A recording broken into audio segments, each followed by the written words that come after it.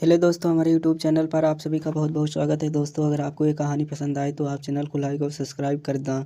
रोहन अपनी साली के साथ अकेले रहने का मौका ढूंढता रहा और आज उसे अच्छा मौका मिल ही गया। उसने चंचल को कस कर बाहों में भरा और उसके पूरे जिस्म को देखने लगा। चंचल चाह कर भी खुद को रोक नहीं पाई रही थी, क्योंकि उसे भी यह सब अच्छा लग रहा था। अब तो रोशन और उसके साले साहिबा चंचल अब जब भी घर में अकेले होते एक दूसरे को जमकर प्यार करते हैं। तो चलिए आगे हम कहानी की शुरुआत करते हैं। नई नई शादी हुई दामाद के लिए ससुराल से बेहतरीन कोई दूसरा घर नहीं होता। इसका एक कारण भारतीय परंपरा भी है। दामाद घर आए तो सभी लोग उसके आगमन में विदाई पर तक पलक फावड़े बिछाए रहते हैं। खूब स्वागत सत्कार होता है। विदाई के समय उपहार भी दिया जाता है। यह उपहार सामान की शक्ल में भी होती है, नकदी के रूप में भी। रोशन की ससुराल में दिल लगाने, हंसी मजाक और चुहल करने के लिए एक जवान और हसीन साली भी थी। चंचल हालांकि एक साला विदेश दिनेश भी था, मगर रोशन उससे ज़्यादा मुंह नहीं लगाता। उसकी कोशिश चंचल के आसपास बने रहने और उसके साथ चुहलबाजी छेड़कर करने की होती है। चंचल भी उससे खुलकर हंसी मजाक करती, दोनों में खूब बढ़ती। चंचल के घर वाले चंचल और रोशन की चुहलबाजी को जीजा साल का स्वाभाविक छेड़खान मानते थे और उन दोनों की नोकझोंक पर खुद ही हंसते रहते हैं। ससुराल वाले दिनेश को दामाद कम बेटा अधिक मानते थे। दरअसल दिनेश ने अपने कुशल व्यवहार से अपनी ससुराल दिल जीत लिया। वह उनसे घरेलू काम में भी मदद कर देता था। इसी के चलते वह रोशन पर ज़रूर से ज़्यादा भरोसा करने लगा। रोशन जब ससुराल में ज़्यादा आने जाने लगा तो उसका धंधा भी प्रभावित होने लगा। पिता ने डांटा तो उसके दिमाग में ससुराल का नशा उतरने लगा। ज़िंदगी की होठ हकीकत सामने अपनी शुरू हुई तो रोशन का ससुराल में जल्दी जल्दी आना जाना बंद हो गया। हाँ, फुर्सत मिलने पर ससुराल में हो तो तथा पत्नी चाहे जितना खूबसूरत हो, उसका नशा हमेशा नहीं रहता। वह जितनी तेज़ी से चढ़ता उतनी तेज़ी से उतरने भी लगता है। शादी के 2 साल बाद ही रोशन को सुनीता बासी और उबाऊ लगने लगी। पत्नी से मन उतरना तो कुंवारी और हसीन मन नहीं माना तो रोशन ने फिर से ससुराल के फेरे बढ़ा दिए। पर इस बार रोशन का ससुराल आना बेकदर नहीं था। उसका मकसद भी चंचला, लेकिन सुनीता को पति के असली इरादे की भावना नहीं थी। वह तो यही समझती थी कि रोशन उसके परिवार का इतना ख्याल रखता जो वह उसके माता पिता की मदद करने के लिए मायके चला जाता। साली चंचल ने मन रमने लगा था।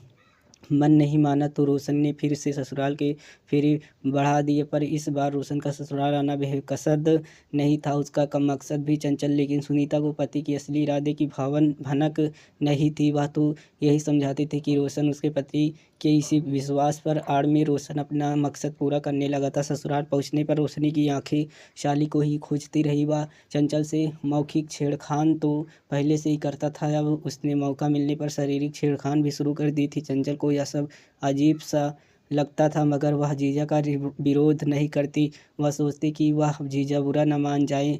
एक दिन रोशन मर्यादा की हद लाग गया। उस दिन चंचल के माता पिता कहीं गए थे और भाई दिनेश अपने दोस्तों के साथ घूमने के लिए निकल गया था। घर में केवल चंचल और रोशन ही थे। अच्छा मौका पाकर रोशन ने चंचल को अलविदा बना दिया। रोशन ने चंचल को अलविदा बना दिया। उसके चंगुल से छूटने को मकसद आई तो वह उसके गालों पर हाथ रगड़ते लगा। उसने कहा, चंचल तुम बहुत अच्छी हो, मैं तुम्हें पूरी रात देखना चाहता हूँ। चंचल उसे अपने से अलग करना चाहकर भी नहीं कर पा रही थी या उसके गर्म सांसों को महसूस कर पा रहा था। रोशन चंचलों को चूमने लगा, उसके कपड़े को खोलकर उसे खूब प्यार करने लगा तो इसके गोरे बदन उंगलियों को फेरने लगा। इसके बाद उसने चंचल के गालों को गर्म सांसों से सहला दिया। पहला मौका था किसी पुरुष ने चंचल को मर्यादा स्पर्श की अनुभूति कराई थी। रोशन के स्पर्श से वह रोमांच से भर गए। इसके बावजूद किसी तरह उसने रोशन को अपने से दूर किया। चंचल ने नाराजगी से रोशन को देखते हुए कहा, जीजा पिछले कुछ दिनों से मैंने नोट किया है कि तुम कुछ ज़्यादा ही शरारत करने लगे हो। तुमने सुना ही होगा कि साली आधी घरवाली होती है। रोशन ने भी बेहद से हंसते हुए कहा, तो मैं कुछ तुम पर अपना अधिकार क्यों न जताऊं। नहीं जीजा, यह सब मुझे पसंद नहीं है। वह बोली, सच कहता हूँ चंचल, तुम सुनीता से ज़्यादा अच्छी हो और सुशीली हो। कहते हुए रोशन ने उसका हाथ पकड़कर अपने सीने पर रख दिया। मेरी बात यकीन ना हो तो इस दिल से पूछ लो, तुम्हें प्यार करने की लगा था। काश मेरी शादी सुनीता से बजाय तुमसे हुई होती। जीजा तुम हद से आगे बढ़ रहे हो। यह कहकर चंचल ने हाथ छुड़ाया और वहाँ से चली गई। रोशन ने उसे रोकने का या पकड़ने की प्रयास किया। वह अपनी जगह पर खड़ा मुस्कुराता रहा। चंचल पत्थर तो हो ऐसा नहीं था जीजा जी। रसीली बातों पर छेड़खान के उसके मन में भी गुदगुदी होने लगी थी। बहरहाल उस दिन के बाद से रोशन चंचल ने जुबानी छेड़खान कर और जिस्मानी छेड़खान ज़्यादा करने लगा। अब वह उसका विरोध भी नहीं करती। चंचल का अपने जीजा से लगाव बढ़ गया। वह स्वयं सोचने लगी कि शादी जब होगी तब होगी, क्यों न शादी होने तक जीजा जी से मस्ती कर ले। परिणाम वही तो जो ऐसे मामलों में होता है। शादी के पहले ही चंचल ने खुद को जीजा के हवाले कर दिया। इसके बाद तो वह जीजा की दीवानी हो गई। रोशन की भी आए दिन ससुराल ने पड़ा रहने लगा। रात को अपने बिस्तर से उठकर उसके वह चुपके से चंचल के कमरे में चला जाता। सुबह 4 बजे अपने बिस्तर पर आ जाता।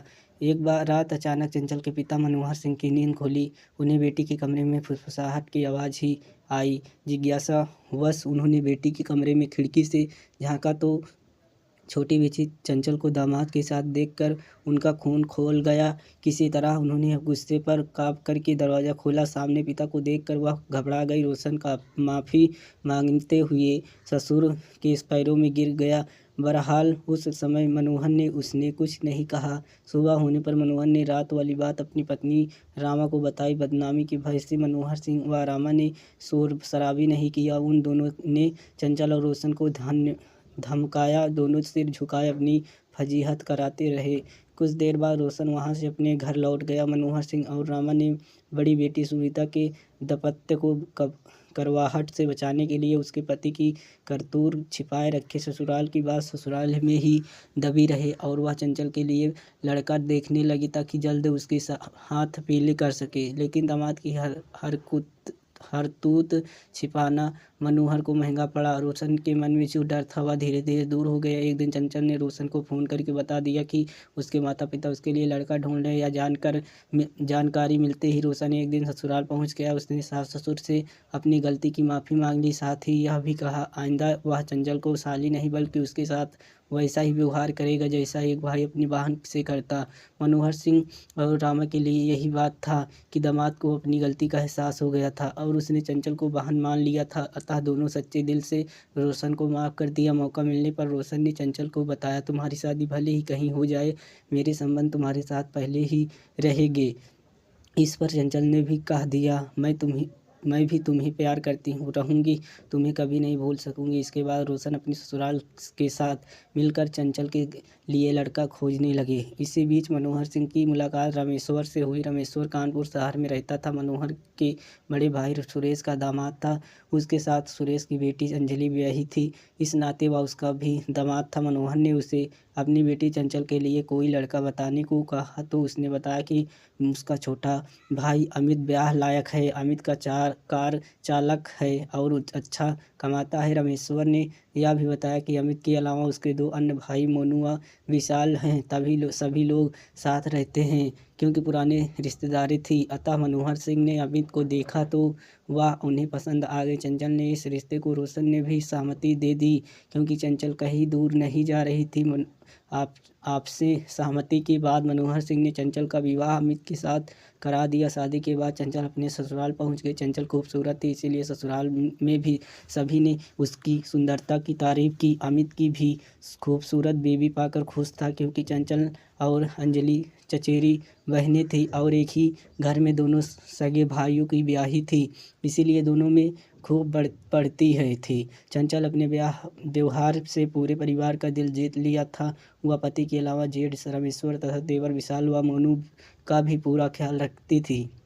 चंचल ससुराल चली गई तो रोशन उससे मिलने के लिए छटपटाने लगा। आखिर जब उसे रहा नहीं गया तो उन्होंने चंचल से बात की। फिर वह उसके ससुराल पहुंचा क्योंकि रोशन अमित का साढ़ू था। सभी ने उसकी जाओ भगत की। इस आओ भगत से रोशन गदगद हो उठा। उसके बाद वह अक्सर चंचल के ससुराल जाने लगा। आते जाते रोशन ने चंचल के जेठ रामेश्वर से अच्छी दोस्ती कर ली।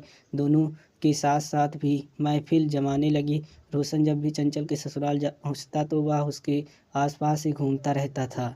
वह उसने खूब हंसी मजाक करता, ठकेल लगाकर हंसता। दोस्तों, कैसी लगी कहानी? आशा करता हूँ कि आपको कहानी ज़रूर पसंद आई होगी। अगर आपको कहानी पसंद आई हो तो आप चैनल को लाइक और सब्सक्राइब करके हमें कमेंट में ज़रूर बताना। धन्यवाद दोस्तों, नेक्स्ट वीडियो मिलते हैं।